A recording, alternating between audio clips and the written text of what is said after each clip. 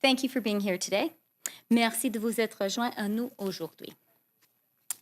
As I think everyone knows, last Friday, Dr. Tam and Dr. New presented us all with some very disturbing figures around the future course of the coronavirus in Canada.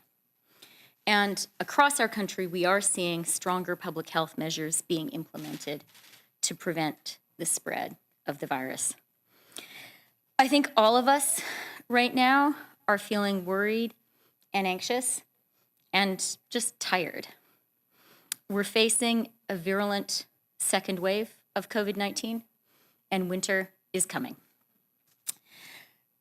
But to all Canadians and to all Canadian businesses, today I'd like to say one thing.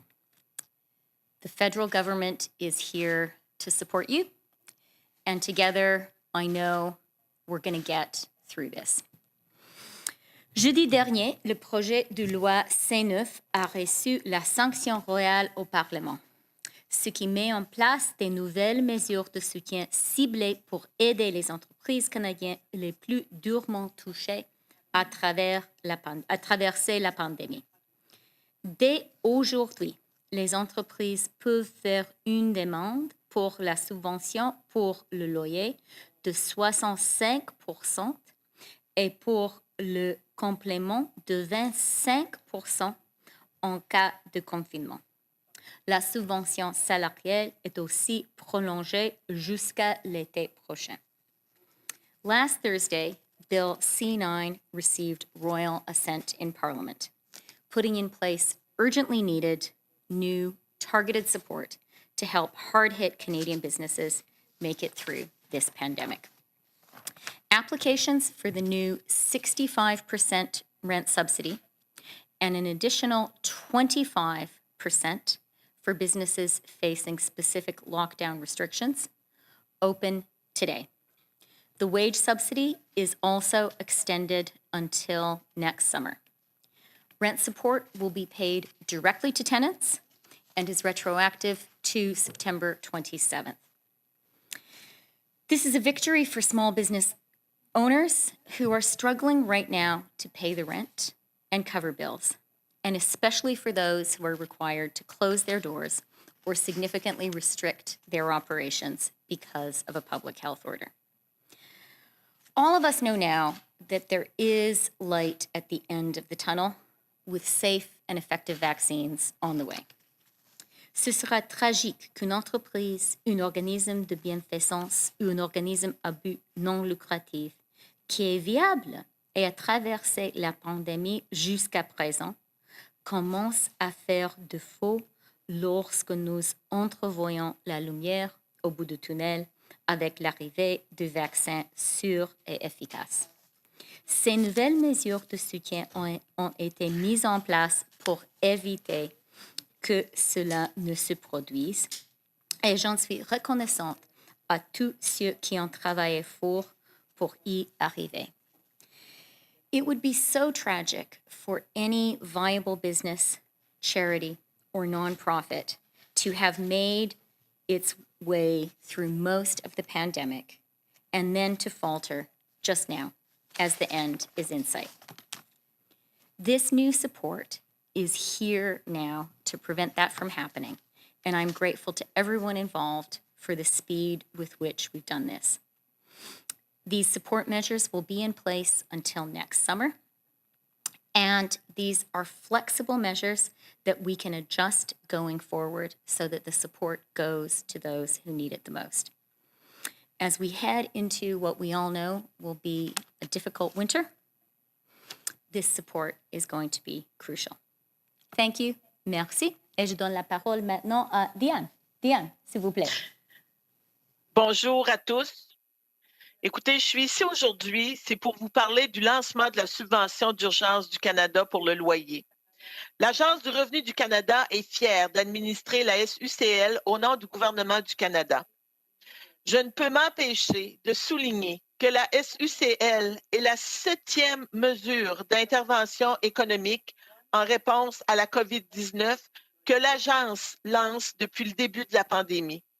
Je veux saluer vivement le travail titanesque effectué par les employés de l'agence au cours des derniers mois. Mais revenons à nos moutons.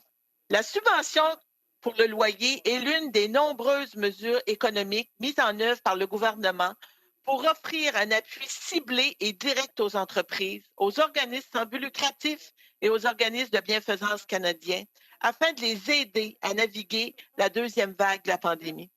Nous sommes conscients que de nombreux organismes et entreprises font l'objet de pressions extrêmes en raison des répercussions de la COVID-19 et le gouvernement veut les aider à atténuer ces pressions. La UCL aidera les entreprises à se garder ouvertes puis à positionner les collectivités pour la relance économique. L'agence a adopté une philosophie axée sur les gens d'abord et cela se reflète à chaque lancement d'un nouveau programme. Elle continue de placer les gens et les clients au cœur des services qu'elle offre.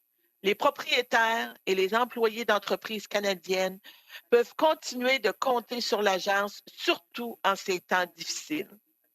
L'agence a travaillé fort pour être en mesure d'accepter les demandes pour la SUCL dès aujourd'hui, quelques jours seulement après avoir reçu la législation. Elle a intégré toutes les leçons et les commentaires des programmes précédents pour fournir un soutien personnalisé, facilement accessible, qui répond aux besoins des demandeurs. Ce matin, elle a lancé les pages web de la subvention et un calculateur fort utile. Ces pages contiennent des renseignements et des instructions détaillées sur la manière de faire sa demande, la structure des périodes de demande et les types de dépenses qui peuvent être réclamées. Je tiens à ajouter que pendant l'élaboration de ces outils, l'agence, comme à l'habitude, a demandé et reçu les commentaires de nombreux intervenants, dont la Fédération canadienne de l'entreprise indépendante, le Conseil canadien du commerce de détail, les comptables professionnels agréés du Canada, le Conseil canadien du commerce de détail et Restaurants Canada. C'est une preuve de plus que l'agence place les utilisateurs au cœur de ses actions. Nous sommes reconnaissants du rôle important que les intervenants ont joué dans le processus d'élaboration du programme. Cette semaine, l'agence recueillera les demandes et commencera à les traiter à partir du 30 novembre, à l'aide de son système de vérification automatisé.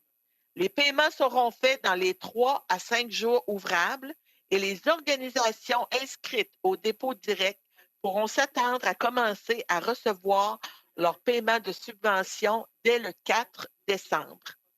La subvention pour le loyer est en place pour préserver les entreprises, les organismes à but non lucratif et les organismes de bienfaisance tout au long de la pandémie. Et l'agence s'engage à continuer à collaborer avec ces organismes et les intervenants de façon continue afin de les soutenir en cette période difficile. Merci beaucoup. Et maintenant, je donne la parole à Mary. Mary? Merci, Diane. Merci, Deputy Prime Minister. Good afternoon, everyone. Bonjour à toutes et à tous. Things really are tough for businesses and for Canadians right now as cases are still going up. Many local businesses aren't able to keep their doors open. People are worried about their jobs. And today I'm happy to talk about three things that mean good news for Canadian businesses. First, as my colleagues just said, today's opening of applications for the new Canada Emergency Rent Subsidy is another lifeline for small businesses and the hardworking Canadians that they employ. This support is vital, and this direct and easy-to-access rent and mortgage assistance will help those who need it most. At a time of incredible uncertainty and challenges, stability and continuity is something that Canadian businesses and workers need. On Saturday, I was happy to announce that we have concluded negotiations on a new Canada-UK trade continuity agreement. This is a win for Canadians. It's good news for businesses and workers on both sides of the Atlantic. Et notre travail ne s'arrête pas là. We're looking forward to getting back to the negotiating table to work towards a comprehensive, ambitious free trade agreement to the benefit of all Canadians, with a focus on women's economic empowerment, the environment, small businesses, and digital trade. And third, I'm also here today with more good news for businesses and entrepreneurs, those who make immeasurable contributions to our communities every single day. The Prime Minister and I recently announced the new Black Entrepreneurship Program. For many, this has been a long time coming. As the first program of its kind in Canada, it aims to address systemic barriers and to ensure that Black entrepreneurs have the support that they need to grow and to thrive for years to come. When I was in Halifax last year, I met with the Black Business Initiative, a local organization that has been supporting Black-owned businesses across Nova Scotia for decades. Their CEO, Rustam Southwell, said this to me: "Nothing for us without us." So I took that to heart. Our government took that to heart. We have worked closely with Black-led business organizations and Black entrepreneurs and business owners from across the country. Their feedback was and continues to be instrumental in designing this new program. Today, I'm happy to announce that two key pillars of the Black Entrepreneurship Program, those applications are open now. The first is the National Ecosystem Fund. This fund is going to strengthen the capacity to support Black entrepreneurs and Black-owned businesses in communities all across the country. Applications open today for Black-led not-for-profit organizations that serve Black entrepreneurs. I encourage them to apply before December the 31st. The second pillar is the Black Entrepreneurship Knowledge Hub. This hub will gather data on Black entrepreneurship in Canada and help identify critical gaps, barriers to success, as well as opportunities for growth and best practices. This hub will be jointly run by Black-led organizations and educational institutions like colleges and universities. We encourage them to come together to apply by January the 18th. For both of these pillars, you can find more information and apply through the government's website at the Black Entrepreneurship Program webpage. So today is an important step forward in building that foundation for meaningful change in the lives of Black entrepreneurs and Black-owned businesses for years to come. It builds on our government's commitment to address systemic barriers, including advancing Canada's anti-racism strategy, developing justice reforms, and enhancing mental health and community support for young Black Canadians. À toutes les petites entreprises canadiennes, nous sommes toujours avec vous à chaque étape. But know that even amid the challenges and uncertainty that we face as a country, we will continue to fight hard for you every day. Merci beaucoup. Back to you, Deputy Prime Minister. Okay, thank you very much, Mary. And I think we're now ready to take your questions. Kat? All right, so we'll start with questions in the room. One question, one follow-up. On va commencer avec les questions dans la salle, une question et une question en suivi. Merci. Hi, Deputy Prime Minister. Tom Perry, CBC. I know you're putting these programs in place to support businesses that can stay open during the pandemic and also support them if they have to close down. Is there a simpler way of doing it? So you essentially just pay businesses to close down as a way of reducing the spread of the virus? I think, Tom, that's what we're doing. If you put together the rent support and the lockdown support, businesses subject to a lockdown restriction will be able to get up to 90% of their rent covered. That is a lot of support. And I think it is important to remember that there are a lot of businesses in the country that are not being required to fully shut down, but who are still facing real challenges, whether it's because we are traveling less, which is the right thing to do, or because we're all moving around less, also the right thing to do. And I think it's good that we have programs that are supporting those businesses too. But I think it's important for people to appreciate how much support will now be available for a business like a restaurant that is subject to lockdown restrictions. Once these measures are now, people can start applying today. As Dion said, people can start getting their money from December 4th. This is retroactive to September 27th. And a business could get as much as 90% of rent covered and 65% of wages covered. I'm just thinking, though, that if a business is not subject to a lockdown, but they still want to close down, I mean, would it not make more sense just to pay these businesses to shut down, to, you know, so there's fewer people going in, less of a possibility of a spread? I don't know. Is that something that you think about? Look, I think it's a good question because we have put these measures in place with an eye to making it easier for Canadians to all do the right thing. For public health officials, for mayors, for premiers, for business owners themselves. And that's why it is considerable support for businesses subject to a lockdown restriction. If you're not subject to a lockdown restriction, there is also really meaningful support there for you, right? 65% of rent, 65% of wages. And I think it's also important to remember, insofar as it is safe to do so, I think we want to keep as much of our economy going as possible. You know, it's great. Manufacturers seem to have found a way to operate safely, and it's great that our manufacturing is open. Obviously, we need our grocery stores and our drugstores to still be operating. So I really believe that these measures are going to help us do the right thing when it comes to public health and help our businesses get through a difficult winter. So a quick follow-up. The Conservatives are calling on the government to put a pause on auditing of businesses during the pandemic. Is that something you'd look at, or I guess why not do that? I think when it comes to the operations of the CRA, I think Diane will want to reply. Diane, est-ce que tu veux répondre? Oui. Écoutez, ce que je peux vous dire, c'est que au niveau de l'agence, on a des très hauts standards.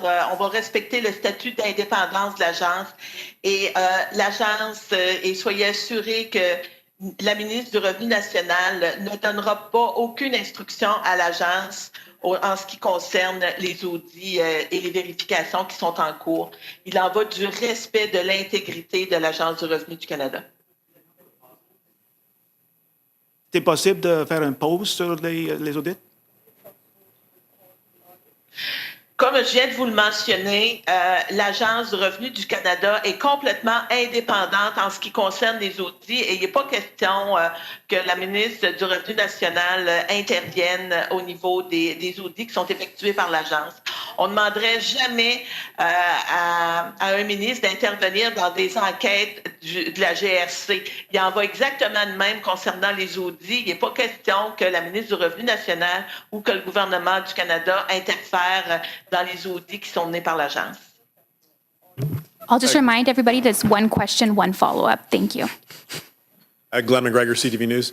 Deputy Prime Minister, we're expecting a fall fiscal update. Fall is almost over. Can you give us a little more detail on when this is going to come, how the timing is going to work with the possible First Minister's meeting, and whether or not this is actually going to be an economic update or a fiscal snapshot like your government delivered earlier? We committed in the speech from the throne to offering a fall economic update, and we will be doing that, and more details will come soon. Date? Just a little bit of patience, Glenn. Fall's almost over. I know that. Okay. Question on vaccines. We're hearing reports that the United States could start vaccinating people before Christmas. Same in the UK with their success they've had with the Oxford AstraZeneca vaccine. What are you going to tell Canadians if they turn on the TV and see Americans and Brits getting vaccines and we're not delivering them yet, maybe possibly for months later? So I think that's a really good question, Glenn. And I think, as I said in my remarks, I think a lot of us are very focused right now on the vaccines, and we should be, because that really is the light at the end of the tunnel. And there's been a lot of good news recently on the efficacy of some of the leading vaccine candidates. I think the good news for Canada and Canadians is that we have built up a really robust portfolio of orders and purchases of vaccines. We have orders for all of the leading vaccine candidates, and we have a significant number of doses ordered for each Canadian. I think the other thing that's important for Canadians to appreciate, and is a really good thing, is we have a universal public health care system. We are a country that knows how to deliver healthcare across the country to all Canadians and knows that health should be free and is free. And so we do know how to vaccinate. And I think that strong program and system that we have in place is going to serve us in very, very good stead. And I do just also want to point out that this is going to be a real Team Canada effort. It's going to be essential to have close collaboration between the federal government and the premiers of the provinces and territories. And I'm really confident that we will have that.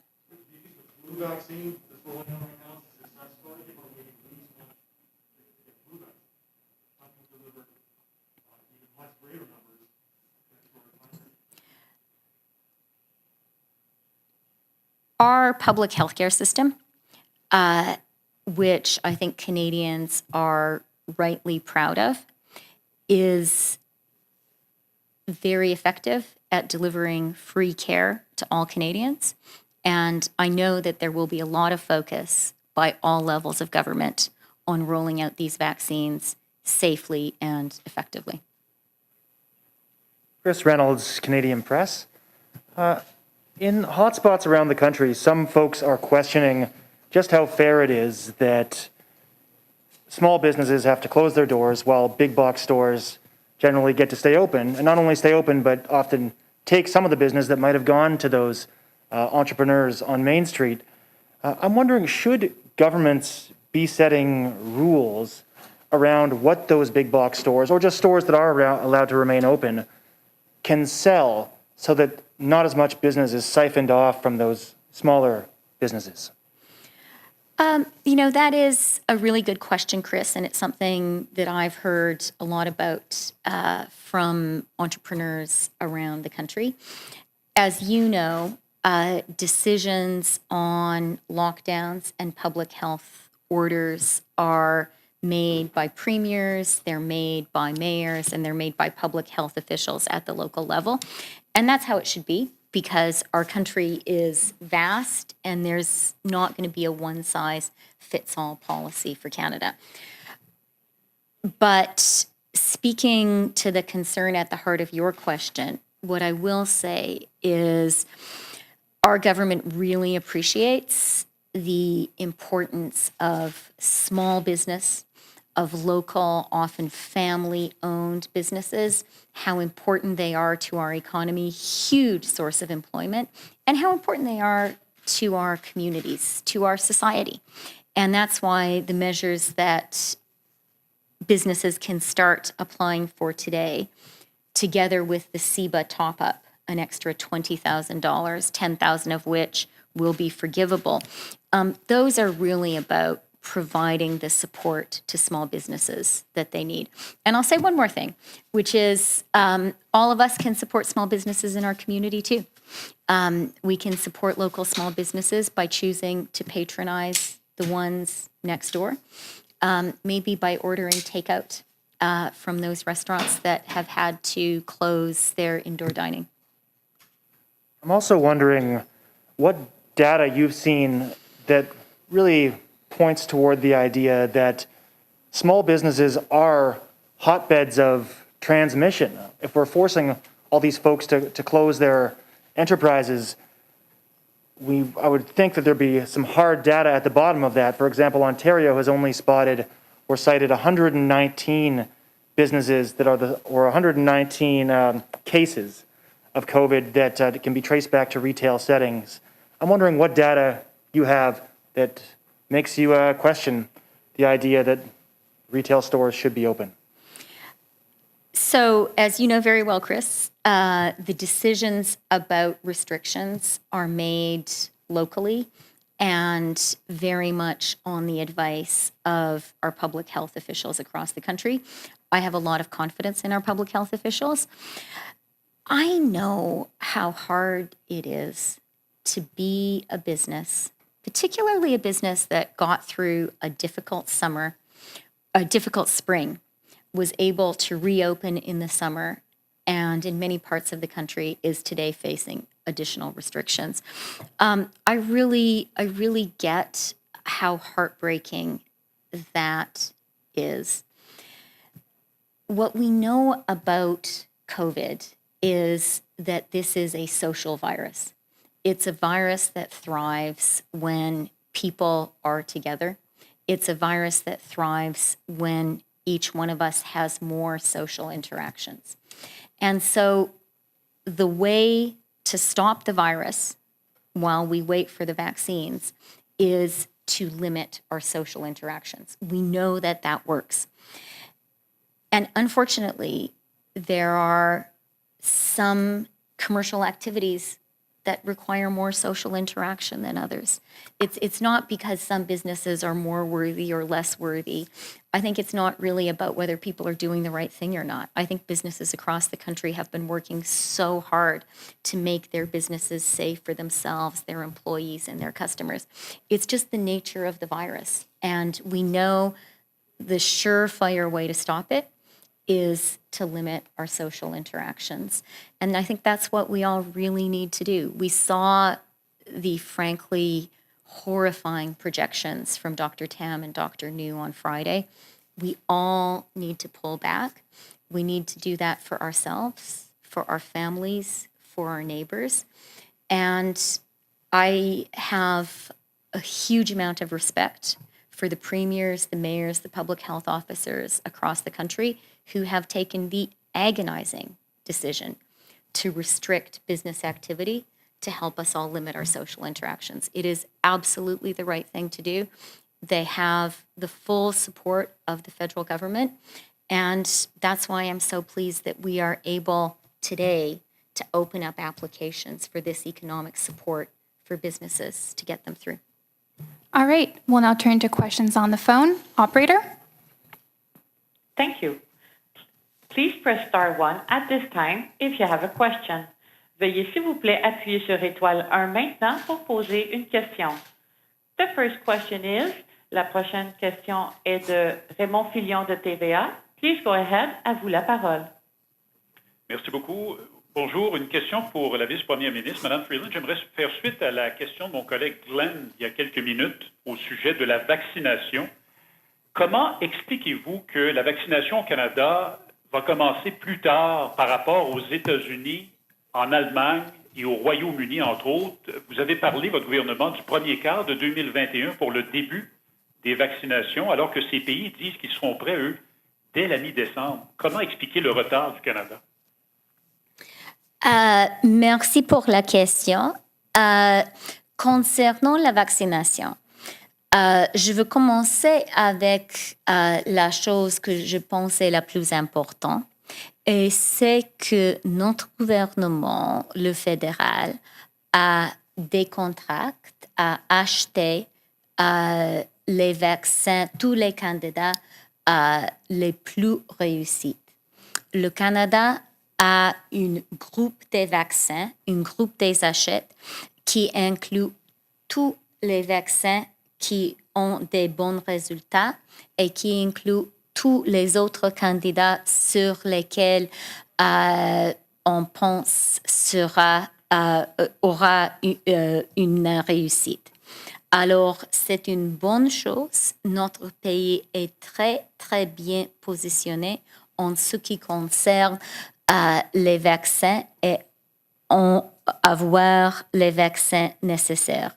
Concernant le programme précis de vaccination et comment on va le faire, on est en train maintenant à travailler avec les provinces et territoires pour organiser un système de distribution et de vaccination des Canadiens autour du pays. Et je suis absolument confiante qu'on réussira en faisant ça aussi. Je veux aussi souligner une autre chose, c'est que la vaccination sera un processus. On ne peut pas et on même ne veut pas vacciner tout le pays un jour. Alors, c'est une très, très bonne nouvelle qu'on a acheté les vaccins. C'est une bonne nouvelle qu'il y a maintenant 3 vaccins qui ont les bons résultats. Mais on doit aussi comprendre que ça prendra un peu de temps pour vacciner tout le pays, mais on va le faire. Je suis très confiante de ça. De voir les premières vaccinations au Canada être réalisées avant la fin de l'année en cours, l'année 2020, est-ce qu'on doit oublier ça ou c'est possible que ça arrive? Je ne vais pas aujourd'hui préciser les détails concernant le programme de vaccination. Je peux, si vous voulez, vous rappeler quels sont les vaccins qu'on a achetés, si c'est utile. Mais concernant le programme de vaccination, comment on va le faire?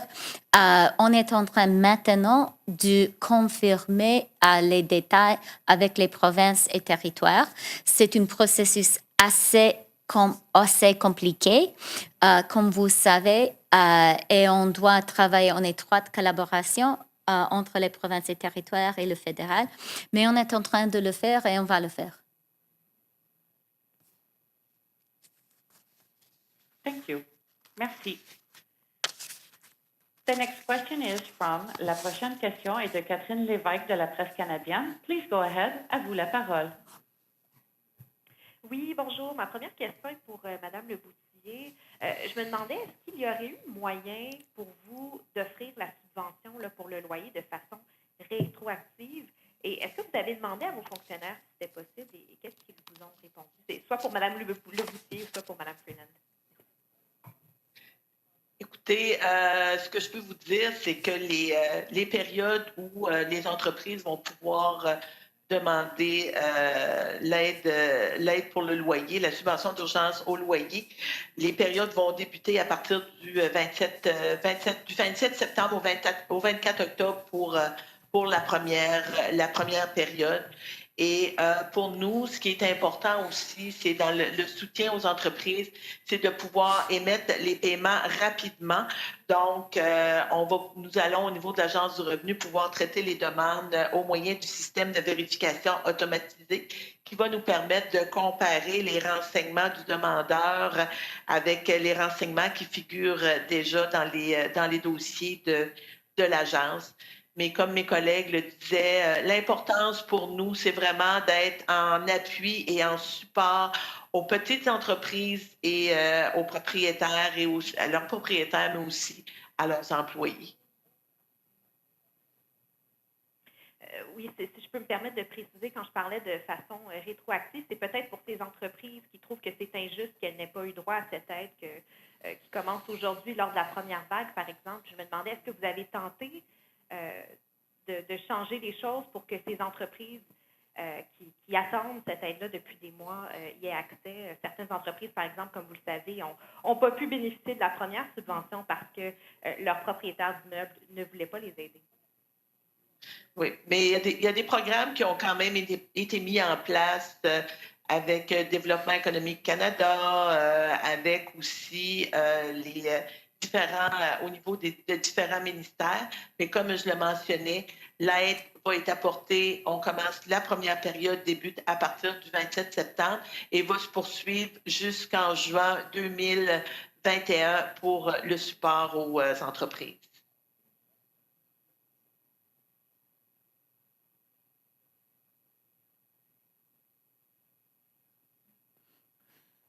The next question is from, la prochaine question est de Hélène Buzetti de Le Devoir. Please go ahead, à vous la parole. Oui, bonjour. Ma question est pour Mme Freeland. À l'approche des fêtes, des gens commencent à trouver déjà que l'hiver va être long et songent à aller dans le sud pour passer les vacances là-bas, qui seront d'ailleurs des vacances un peu plus longues. Quel est le conseil que vous donnez, que le gouvernement canadien donne à ces gens qui auraient le goût d'aller en vacances au sud? Le conseil est très, très clair. On peut le lire sur le site web des Affaires mondiales du Canada. Et c'est qu'on conseille les Canadiens d'éviter tous les voyages qui ne sont pas essentiels. On a réaffirmé ce conseil la semaine passée. Vraiment, ce n'est pas le moment de faire les voyages qui ne sont pas essentiels. Ce n'est pas une bonne idée pour les gens qui voyagent et ce n'est pas une bonne idée pour le retour. Et je veux aussi souligner pour tous qui sont en train d'organiser des voyages à l'étranger maintenant. Évidemment, les Canadiens ont toujours le droit de partir de notre pays. C'est le droit de chaque citoyen, de chaque personne qui est ici. On ne l'empêchera. Mais c'est important aussi de se rappeler que les mesures de quarantaine sont toujours en place. Et pour les gens qui voyagent à l'étranger, quand ils décideront de revenir au Canada, par exemple, pour obtenir les vaccins duquel on a discuté beaucoup aujourd'hui, ce sera nécessaire de faire une quarantaine de 2 semaines avant de partir de la maison. Vous avez dit ce n'est pas une bonne idée pour ceux qui voyagent et pour le retour. Pouvez-vous être plus clair? C'est quoi le problème au retour? Non, c'est comme j'ai juste dit, que les mesures de quarantaine sont toujours en place.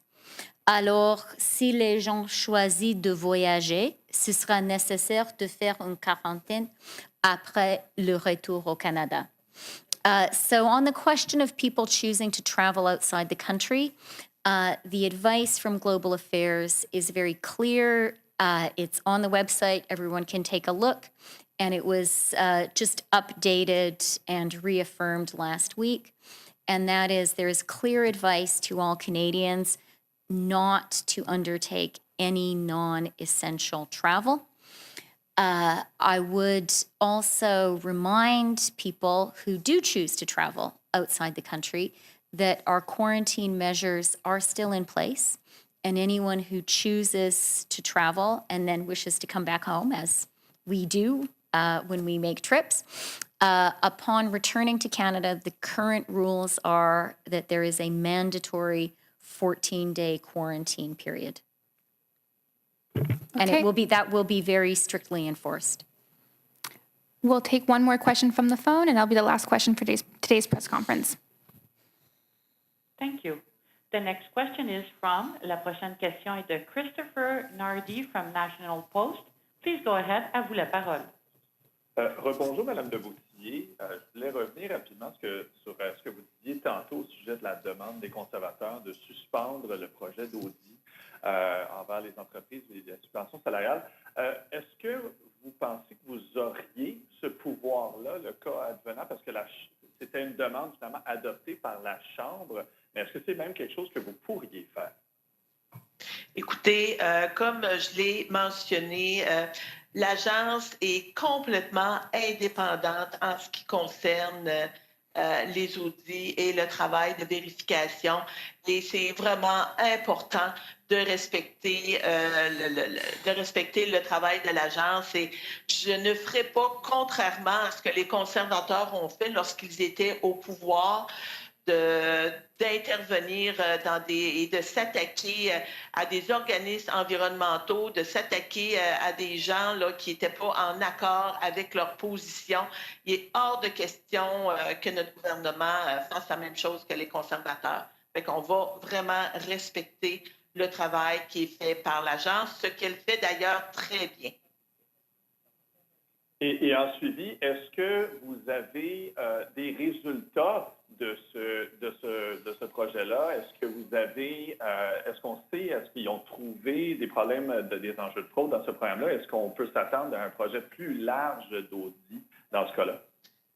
Bien, écoutez, le programme sur lequel vous me posez des questions, vous faites référence, ça a vraiment été là, d'une ampleur qui a été très limitée. Puis pour nous, ce que ça a permis au niveau de l'agence, qui a versé, là, quand on regarde au niveau de la subvention salariale d'urgence du Canada, ça a permis de verser là, 45 milliards de dollars à plus de 1,4 million de bénéficiaires. Donc, nous, comme je disais, ça a été des vérifications qui ont été faites sur un programme de très petite ampleur, mais ça nous ça permet aussi au niveau de l'agence d'adapter ces mesures de vérification. Puis on le fait toujours dans le but de pouvoir aider, supporter les entreprises et aussi de travailler à avoir toujours des meilleures pratiques. Okay, thank you, everybody. That concludes today's press conference.